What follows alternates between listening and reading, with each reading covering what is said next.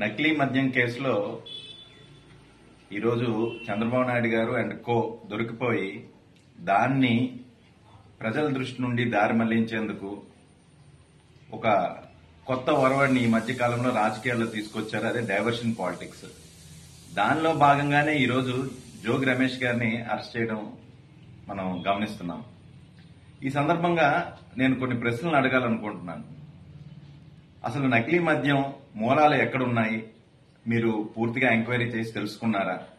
నకిలీ మద్యం గురించి ఈ అంశం పబ్లిక్ అయిన తర్వాత మీరు చేపట్టిన చర్యలేంటి? ఎన్ని బెల్ట్ షాపులను మీరు తనిఖీలు చేయడం గాని ఆపడం గాని చేశారు? అలానే ఎన్ని బాటిల్స్ మీరు పట్టుకున్నారు? ఎవరెవరి మీద మీరు కేసులు పెట్టారో మీరు చెప్పగలరా అని నేను సూటిగా ప్రశ్నిస్తున్నాను. ఎందుకంటే ఇవన్నిటికీ సమాధానం ఏమీ లేదనే వస్తుంది. ఎందుకంటే మీకు తెలుసు, ఆ జయచంద్ర రెడ్డి గారు గాని జనార్దన్ రావు గారు గాని వీరందరూ కూడాను మీ యొక్క సన్నిహితులు, మీ పార్టీకి చెందిన మంత్రులు, అలానే స్పీకర్ గారి అనుచరులు అనే సంగతి మీకు తెలుసు, యావత్ ఆంధ్ర రాష్ట్ర ప్రజలందరికీ కూడా తెలుసు.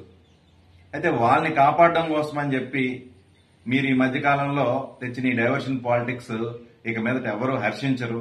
ఈ రోజు అందరూ కూడాను ఈ విషయంలో ఏకదాటిగా ముక్త కంఠంగా ఒకటే చెప్తున్నారు. రాష్ట్రంలో ఒక అరాచకమైన పరిపాలన జరుగుతుంది. దాన్ని కప్పుచేందుకు ఈరోజు కూటమి ప్రభుత్వం చాలా అష్టకష్టాలు ఆపసోపాలు పడుతుంది అనేది వారి ఉద్దేశం. ఇకపోతే గుళ్ళలో కూడాను రక్షణ లేని పరిస్థితి ఈరోజు మనం చూస్తున్నాం. మొన్నటికి మొన్న తిరుపతిలో జరిగితే, నిన్న సింహాచలంలో జరిగితే, ఈరోజు కాశీబొగ్గులో జరిగింది.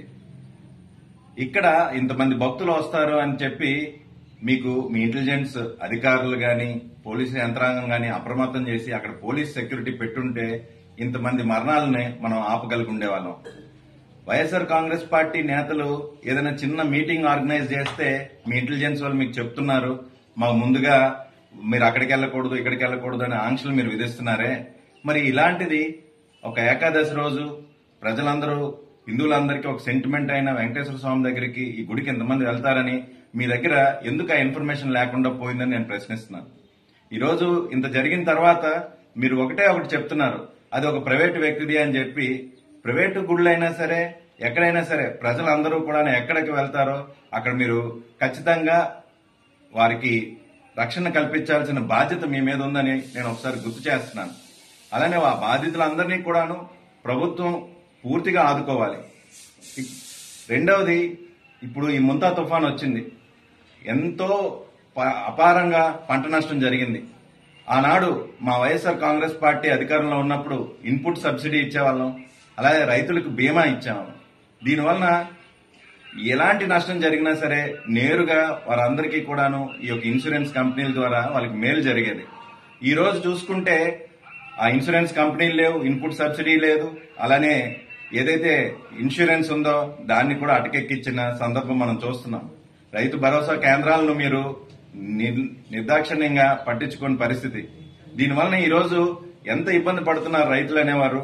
మీరు ఒకసారి గ్రామాలకు వచ్చి మీరు ఒకసారి చర్చించాలి. అంతేగాని సినిమా షూటింగ్ లాగా వెళ్లి పొలాల దగ్గరికి వెళ్లి ఆ బయట నుండి మీరు ఫోటోలు తీసేసుకుని సభ్య సమాజానికి ఏం మెసేజ్ ఇస్తున్నారు అనేది నాకైతే అర్థం కావట్లేదు.